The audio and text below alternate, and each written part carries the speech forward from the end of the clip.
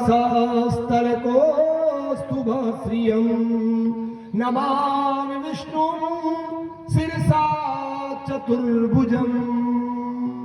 चतुर्भुज रूप धारण करके महाराज, चतुर्भुज रूप धारण करके भगवान जो है वहां पर प्रकट हुए।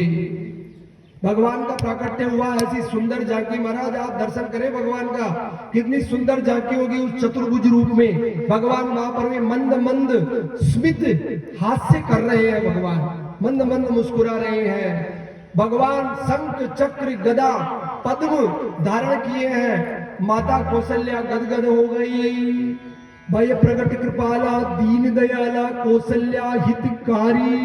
महाराज यहाँ पर ये बताओ, दशरथ जी के भी पुत्र हुआ, लेकिन यहाँ पर ये क्यों नहीं कहा कि भय प्रगट कृपाला और दीन दयाला दशरथ के हितकारी, कौशल्या के हितकारी क्यों बताया उनको?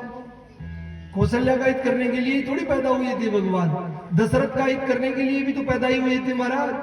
तो यहाँ पर कौशल्या इतनी गदगद हो गई, लेकिन महाराज किसी को ये पता नहीं था, दशरथ जी को भी ये पता नहीं था, सैनिकों को भी ये पता नहीं था कि राम जो है वो प्रकट हो चुके हैं। प्राकट्य का पता ही नहीं चला महाराज। सबको यही पता है कि राम जी ने जन्म लिया है, ये पता है महाराज।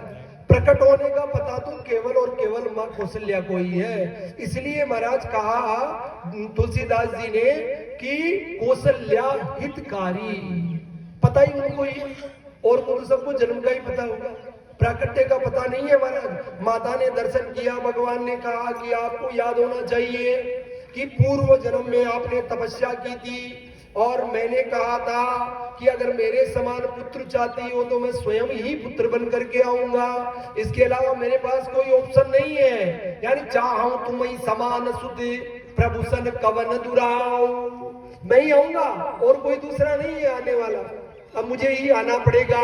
इसीलिए मैं इसी रूप में तो आपको समय दर्शन दिया था चतुर्भुज रूप में, और अभी मैं ऐसे कैसे ही आ गया हूं। और तो मैंने आपसे कह भी दिया था कि आप सरिस खोजूं कहां जाई, मैं मेरे जैसा कहां खोजने के जाऊं, और नव तव तने हो मैं आई। हे राजन, हे माता, मैं तुम्हारा पुत्र बनकर के ही तुम्हारे घर पर आऊंगा, इसलिए आपका पुत्र बनकर आया।